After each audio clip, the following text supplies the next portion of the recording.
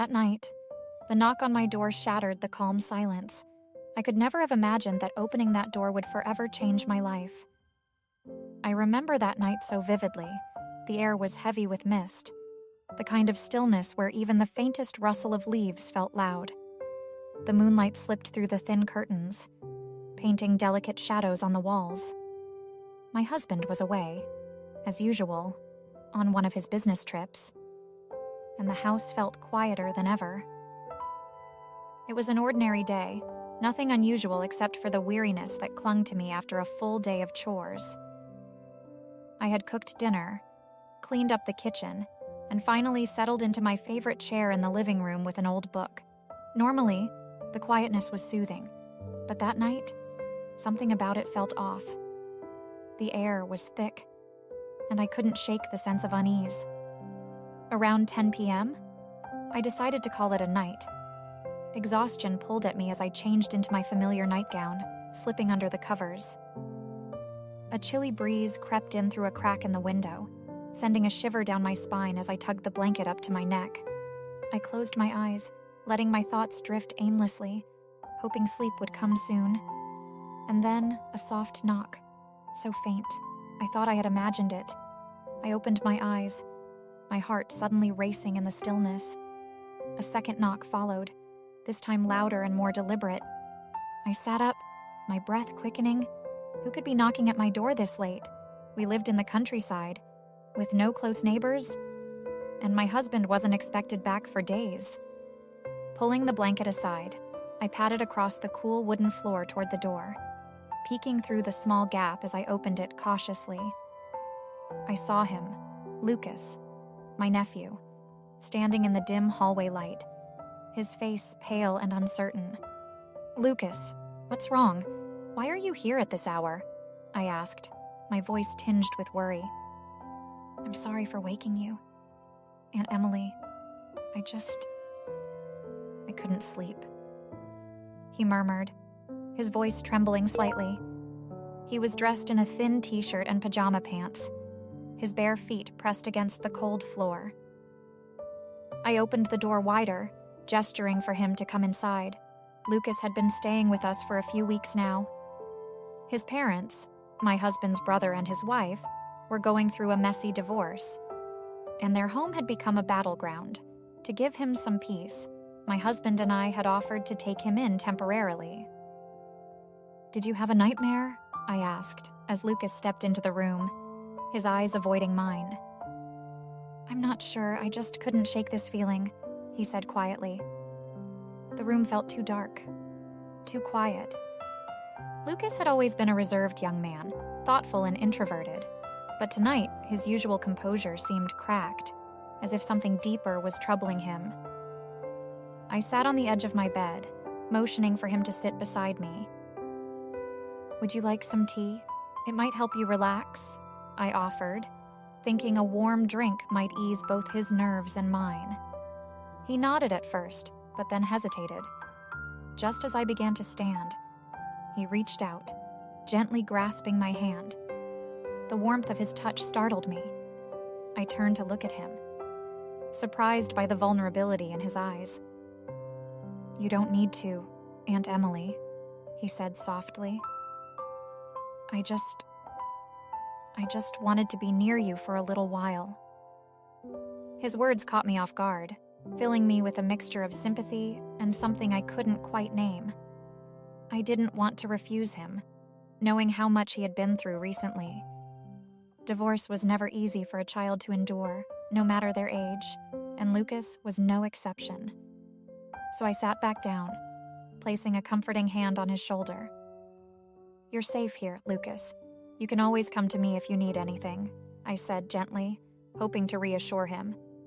He didn't reply. Instead, he sat silently beside me, his head slightly bowed. The moonlight streaming through the curtains illuminated his face, and for the first time, I truly noticed how much he had changed. He wasn't the little boy I used to babysit during family gatherings. Lucas had grown into a young man, his features sharp, yet softened by an air of melancholy. The knock on my door that night not only broke the stillness of my home, but also opened a door to something far more complex. At the time, I thought it was just a moment of comfort, a gesture of care for a young man struggling with his pain. But looking back now, I realize it was the beginning of something I was not prepared to face. He looked at me, his eyes filled with something I couldn't quite understand. Maybe we were lonelier than we had realized. The days following that late-night visit were quiet, yet the silence between us felt different. Lucas and I fell into an easy rhythm around the house. He helped me with the garden, repaired little things that needed fixing, and even started cooking dinner with me some evenings. It was comforting to have someone to share these mundane tasks with, especially since my husband was often away. At first, I thought our newfound closeness was just a natural result of spending so much time together. Lucas was easy to talk to, a sharp contrast to the emptiness I often felt in my marriage. He listened intently, his responses thoughtful and deliberate. We talked about everything: his struggles with his parents' divorce, his ambitions, my childhood memories. It felt like a genuine connection, one I hadn't experienced in years. But there were moments, fleeting and subtle, that gave me pause. The way his gaze lingered on me when he thought I wasn't looking. The way he sat just a little too close when we shared the couch in the evenings. I tried to brush it off as my imagination, but those tiny details stayed with me, like whispers in the back of my mind. One rainy afternoon, as we worked side by side in the garden, Lucas opened up about the turmoil he'd been carrying. "Aunt Emily," he said, his voice hesitant, "do you ever feel trapped?" I paused, setting down the trowel in my hand. "Trapped? What do you mean?" He shrugged, wiping sweat from his brow. "I don't know. Like you're stuck in a life that doesn't feel like yours. Like you're going through the motions. But it doesn't mean anything." His words hit a nerve. I looked at him, surprised by the weight of his question. "Sometimes," I admitted after a moment. "I think everyone feels that way at some point. But it's important to find the little things that bring you joy. They make it easier." He nodded, but his expression remained troubled. "I guess I just don't know what those things are for me anymore. Everything feels broken." Without thinking, I reached over and placed a hand on his arm. "You're not broken, Lucas.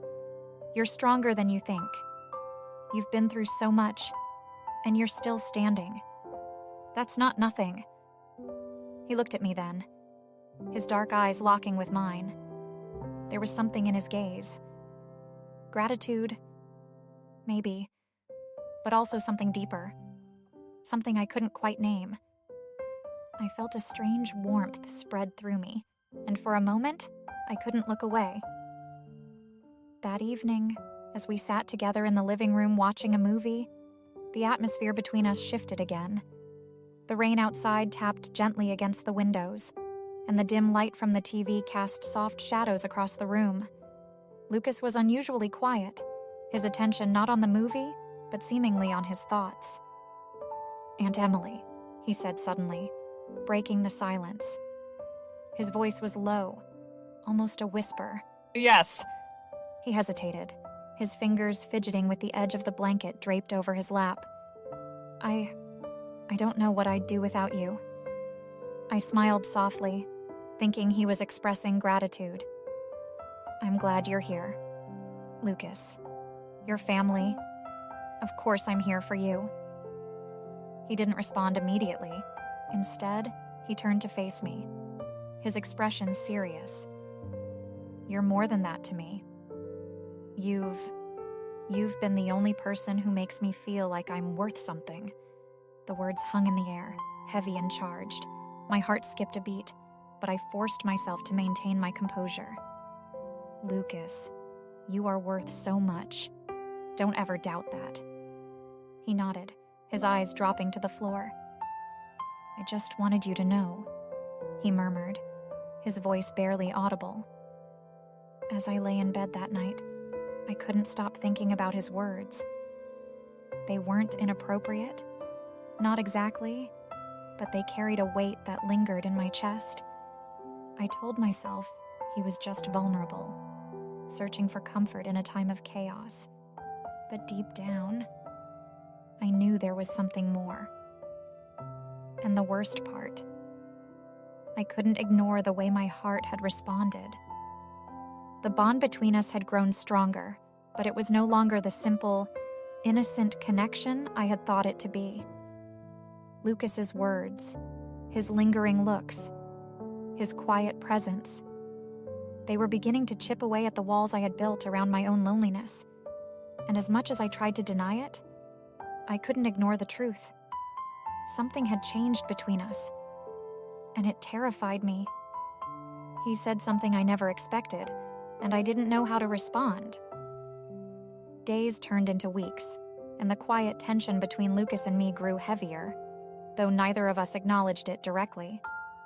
We fell into a routine, sharing moments that felt normal on the surface, but were charged with an undercurrent I couldn't name, or perhaps refused to. But it all came to a head one fateful evening. It was a warm night, and the air outside was thick with the scent of blooming flowers. Lucas and I had finished dinner and decided to sit on the porch, sipping tea under the soft glow of the porch light. The countryside was serene, with the occasional chirp of crickets breaking the stillness. I leaned back in my chair, staring out into the night sky. "It's peaceful out here," I said, more to myself than to him.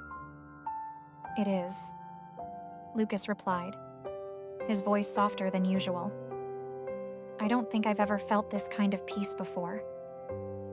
I turned to him, surprised by the vulnerability in his tone. "I'm glad. You deserve some peace after everything you've been through." He hesitated before speaking again. "You've given me that. Aunt Emily. I don't think you realize how much you mean to me."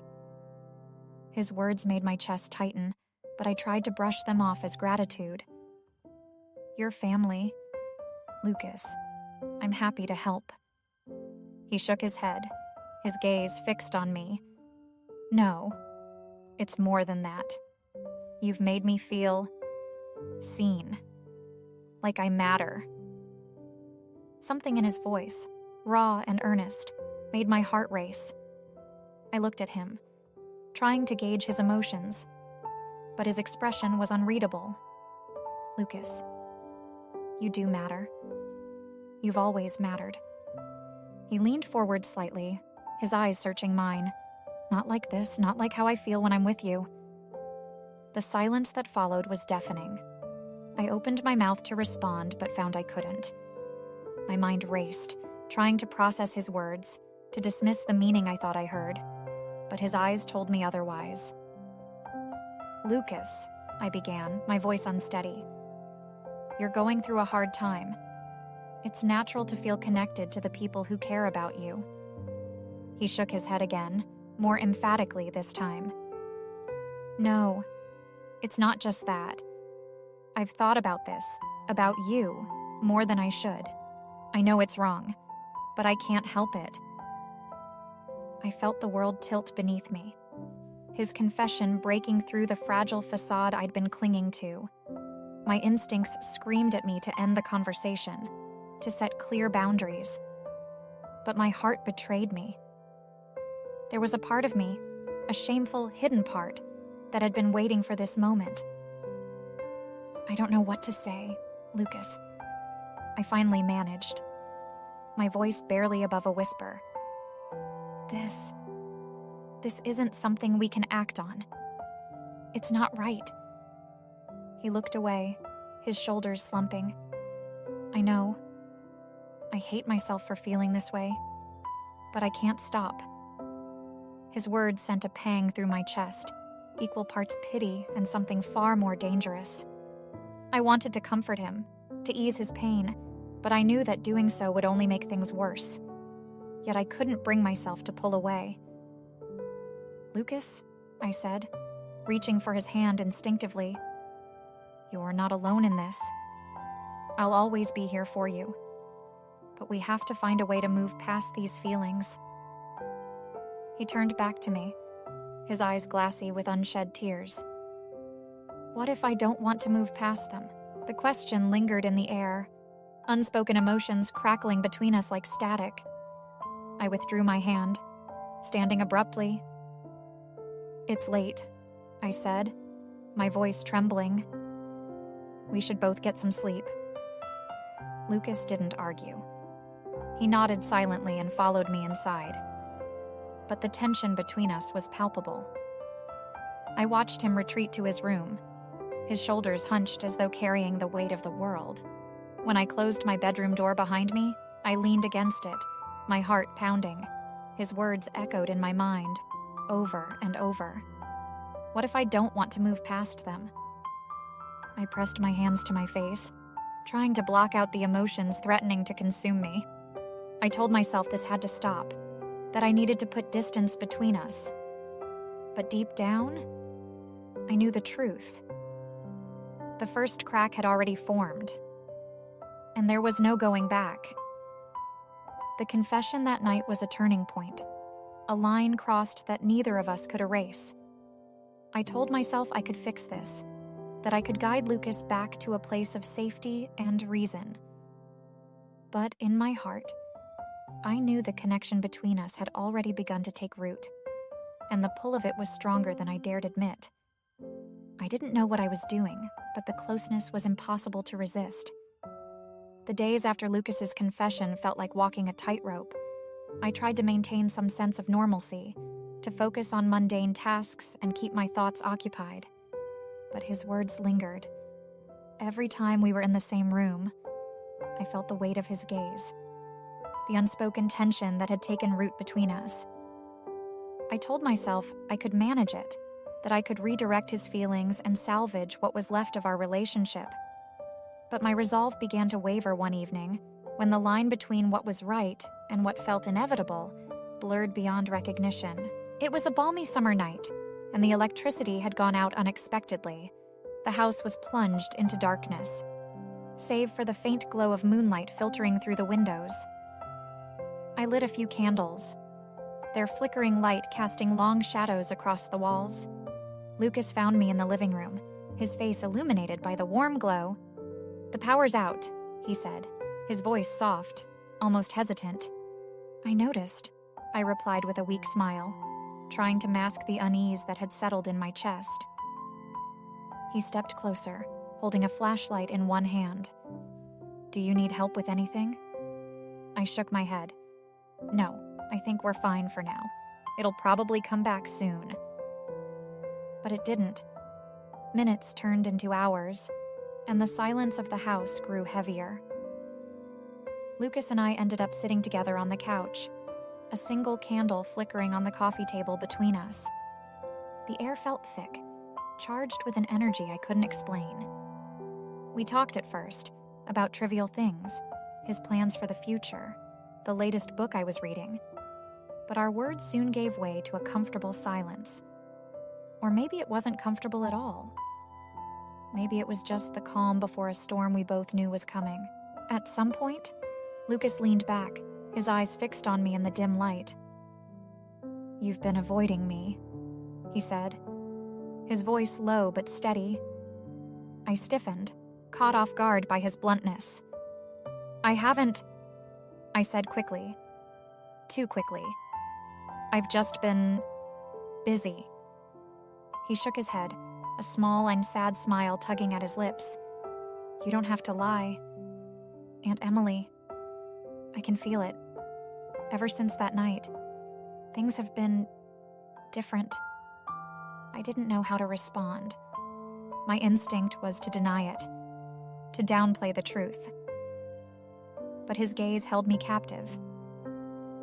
"Lucas," I began, my voice barely audible. "I don't know what you want me to say." He leaned forward, his elbows resting on his knees. "I don't want you to say anything. I don't want you to feel like you have to push me away." His words stirred something deep inside me, a mix of guilt, confusion. and something far more dangerous. I opened my mouth to respond. But before I could, he reached out and took my hand in his. The warmth of his touch sent a shiver through me, and I didn't pull away. "I know this isn't normal," he said, his voice trembling slightly, "but I can't help how I feel. I've tried to stop, but I can't. And I don't think you can either." His words hung in the air, the truth of them undeniable. I wanted to argue, to tell him he was wrong, but I couldn't, because he was right. I had tried to suppress the feelings that had been growing inside me, but they refused to be silenced. Without thinking, I turned my hand in his, our fingers intertwining. It was a small gesture, innocent in theory, but the meaning behind it was anything but. Lucas's breath hitched, and he looked at me with a mixture of hope and fear. "This is wrong," I whispered, though my voice lacked conviction. "I know," he replied, his thumb gently brushing over the back of my hand. "But it doesn't feel wrong. Not to me." The space between us seemed to disappear in an instant. He moved closer, his presence overwhelming yet comforting at the same time. I could feel the heat radiating off his skin, the intensity of his gaze pulling me in like a magnet. I knew I should stop him. I knew I should stand up, walk away, put an end to this before it went any further. But I didn't. I couldn't. When his lips brushed against mine, it was as if the world around us ceased to exist. The kiss was tentative at first, a question waiting for an answer. And my answer came when I kissed him back. Time seemed to slow, each moment stretching into eternity. The kiss deepened, and the boundaries that had kept us apart crumbled away. There was no turning back now. This was the point of no return, and we had crossed it together. When we finally pulled apart, both of us breathless, the weight of what had just happened settled over us like a heavy blanket. Lucas reached up, brushing a strand of hair from my face. "I don't regret this," he said softly, his voice steady despite the turmoil in his eyes. I searched his face, my own emotions a tangled mess. "Lucas, I don't know what this means." "It means we don't have to hide anymore," he replied. "Not from each other?" His words were both a comfort and a warning. I knew the path we were on would only lead to heartbreak and chaos. But in that moment, none of it mattered. All that mattered was the connection we shared, the undeniable pull that had brought us to this point. That night changed everything. The line we had drawn between us was gone, erased by a single moment of weakness. I told myself it was a mistake, a lapse in judgment. But deep down, I knew the truth. This was more than a mistake. This was the beginning of something neither of us could stop, no matter how hard we tried. And we had crossed the line and there was no going back, but every choice has consequences, and ours were about to come crashing down around us. The morning after that fateful night, I woke to the soft light of dawn filtering through the curtains. The house was quiet, the kind of silence that felt heavy, oppressive. I lay in bed, staring at the ceiling, trying to make sense of what had happened. Lucas had kissed me. I had kissed him back. The memory of it burned in my mind, vivid and inescapable. I told myself it was a mistake, a moment of weakness that wouldn't happen again. But deep down, I knew the truth. Something had shifted between us, and there was no way to undo it. The connection we shared had grown too strong, too consuming to ignore. Lucas avoided me that morning, staying in his room long after I had started my daily chores. Part of me was relieved, grateful for the distance that allowed me to think clearly. But another part of me missed his presence, the warmth and comfort I had come to rely on. By mid-afternoon, I couldn't take the tension any longer. I found him in the garden, pulling weeds with a quiet intensity. He didn't look up as I approached, but I could see the conflict etched into his features. "Lucas," I began, my voice trembling. "We need to talk." He stopped what he was doing, wiping his hands on his jeans before standing to face me. His expression was guarded, but his eyes betrayed the storm of emotions he was trying to hide. "I know," he said softly. "Last night, I didn't mean to put you in that position. I shouldn't have." I shook my head, cutting him off. "It wasn't just you, Lucas. I let it happen. I'm just as much to blame." He looked at me then, his eyes filled with a mixture of hope and fear. "Do you regret it?" The question hit me like a punch to the gut. Did I regret it? I wanted to say yes, to insist that it was a mistake and we should forget it ever happened. But the words wouldn't come. Instead, I found myself whispering, "I don't know." For a moment, we stood there in silence, the weight of my confession hanging between us. Finally, Lucas stepped closer, his voice barely audible. "I meant what I said. Aunt Emily, I don't regret it. I can't." His words sent a shiver down my spine, equal parts thrilling and terrifying. I took a step back, needing to put some distance between us. "Lucas, whatever this is, it can't happen again. It's wrong." He didn't argue, but the look in his eyes told me he didn't agree. "I'll respect whatever you decide," he said quietly. "But you should know, I don't think it's wrong to care about someone, even if the world says we shouldn't." His words stayed with me long after he walked away, a seed of doubt taking root in my mind. Was he right? Could something that felt so natural, so real, truly be wrong? I didn't have an answer, but I knew we were walking a dangerous path. The days that followed were a blur of stolen glances and unspoken words. I tried to put distance between us, to focus on anything but the growing tension that had consumed our lives. But every time I saw Lucas, every time he looked at me with those searching eyes, my resolve weakened. Then, one evening, everything came to a head. My husband called, his voice crackling over the poor connection. He told me he'd be coming home earlier than expected, that he wanted to spend some time with me and Lucas before his next trip. The news should have brought relief, a welcome distraction from the chaos in my mind. But instead, it filled me with dread. I realized how deeply I had entangled myself in something I couldn't explain, let alone justify. That night, Lucas found me in the living room, pacing back and forth. He could see the turmoil written all over my face. "What's wrong?" he asked, his concern genuine. "My husband's coming home," I said, my voice barely above a whisper. "He'll be here tomorrow." Lucas froze, his expression unreadable. "So, what happens now?" I didn't know how to answer. I felt trapped, caught between the life I had built and the forbidden connection that had taken hold of me. "Nothing happens," I said finally, more to convince myself than him. "We move on.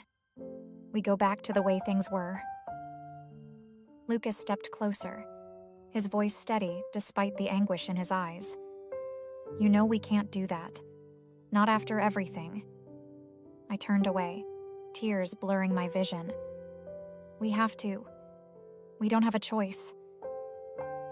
The next day, my husband returned, oblivious to the storm brewing beneath the surface. Lucas and I avoided each other as much as possible, both of us painfully aware of the tension that hung in the air. But it wasn't long before my husband began to notice the stolen glances, the awkward silences. It was only a matter of time before the truth came to light. It happened one evening when we were all sitting down to dinner. My husband made an offhand comment about how close Lucas and I had become. His tone light, but his eyes sharp. I froze, the fork in my hand trembling. Lucas looked away. his jaw clenched. "Is there something I should know?" my husband asked, his voice cutting through the tension like a knife. The question hung in the air, and for a moment, I thought Lucas might confess. But he didn't. Instead, he stood abruptly, muttering an excuse before leaving the room. My husband turned to me, his gaze piercing. "Emily, what's going on?" I opened my mouth to respond, but no words came. The weight of my guilt, my shame, was too much to bear. In that moment, I realized the full extent of what I had done, not just to myself, but to everyone involved. In the days that followed, everything fell apart. My husband's suspicions grew, and Lucas withdrew further into himself. The connection we had shared, once so intoxicating, now felt like a curse. I tried to salvage what was left of my marriage, but the cracks were too deep, the damage too great. Lucas left not long after, disappearing from our lives as quietly as he had entered. I never heard from him again, but his absence left a void I couldn't fill. The house felt emptier than ever, haunted by the echoes of what could have been. As I sit here now, reflecting on everything that happened, I can't help but wonder if things could have been different, if I had been stronger, made better choices. Maybe I wouldn't have lost everything, but regret is a heavy burden, one I will carry for the rest of my life.